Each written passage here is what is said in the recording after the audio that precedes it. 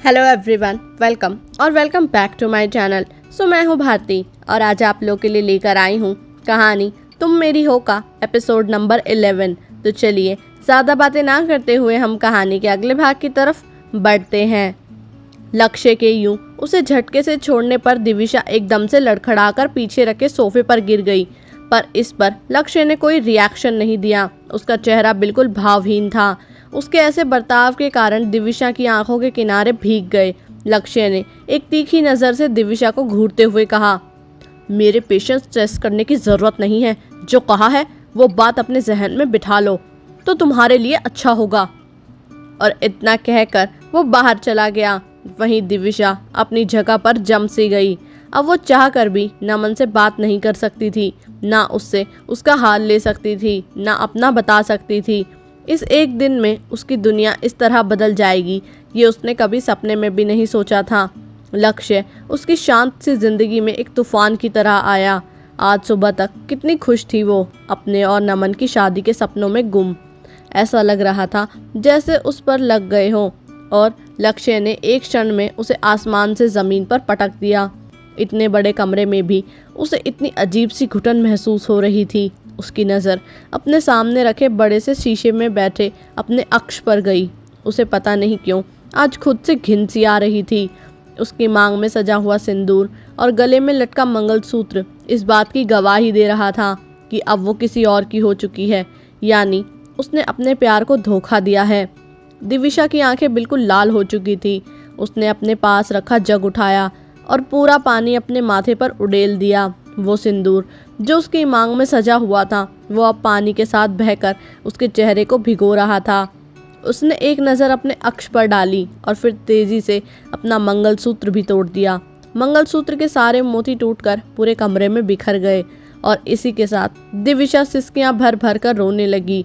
दूसरी तरफ लक्ष्य अपने स्टडी रूम में बैठा था। उसकी एक आंख में से आंसू की बूंद टपक कर उसके गालों पर गिर गई। वो खुद से बोला, जानता हूँ दिविशा कि तुम्हें कितना दर्द दे रहा हूँ मैं, और यकीन करो मेरा कि जितना दर्द तुम्हें होता है उससे कई गुना दर्द मैं महसूस करता हूँ।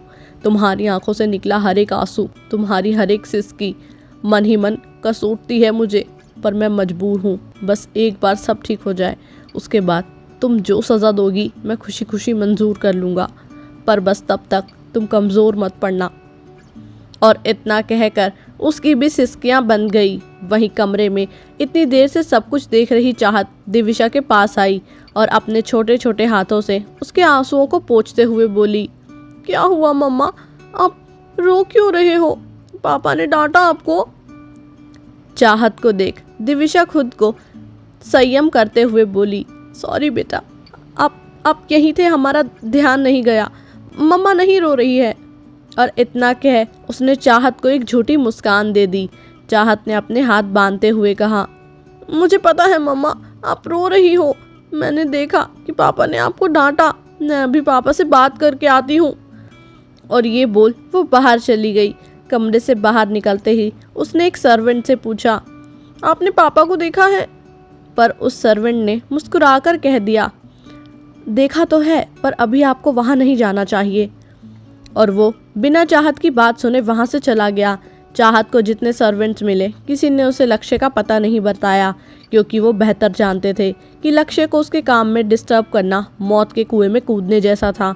तभी सामने से आती निवेदिता जी चाहत से टकरा गई तो चाहत ने उसकी तरफ देखते हुए कहा, पापा की मम्मा, क्या आपको पता है कि पापा कहाँ हैं? क्योंकि और किसी को पता नहीं है, अगर आपको पता हो तो प्लीज़ मुझे उनके पास ले चलिए। निवेदिता जी ने मुस्कुराते हुए उसे अपनी गोदी में उठाते हुए कहा, कोई बात नहीं, हम ले चलेंगे आपको आपके पापा के पास।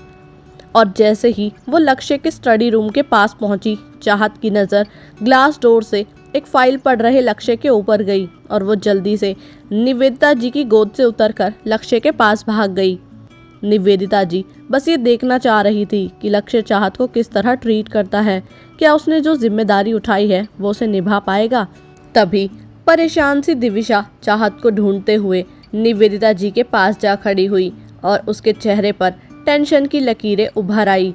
उसने धीरे से कहा कि हमारी बच्ची को गुस्से में कोई नुकसान ना पहुंचा दे। पर लक्ष्य ने चाहत से जो कहा वो सुन निवेदिता जी और दिविशा दोनों हैरान रह गए। ऐसा क्या कहा लक्ष्य ने? जानने के लिए सुनते रहिए कहानी तुम मेरी हो मेरे यानी भारती के साथ। उम्मीद करती हूँ आप लोग को ये एपिसोड जो है वो पसंद आया होगा। अगर आप लोग को ये एपिसोड पसंद आया तो वीडियो को लाइक करना, चैनल को सब्सक्राइब करना बिल्कुल भी ना भूलिएगा। बाकी जब तक नेक्स्ट एपिसोड आता है तब तक के लिए बाय एंड टेक केयर।